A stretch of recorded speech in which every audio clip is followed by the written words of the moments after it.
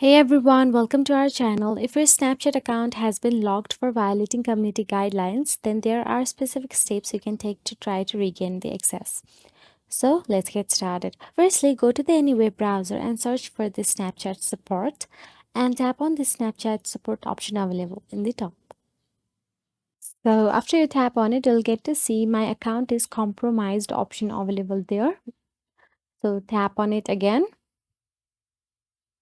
So after that, you'll get to see a list of account problems with the checkbox on it. Simply tap on the problem you are going through, as in your account is logged or something. After that, scroll down and you'll get to see the empty boxes where you need to fill out your Snapchat account information, and it will be sent to the Snapchat support, and they will reach out to you as soon as possible.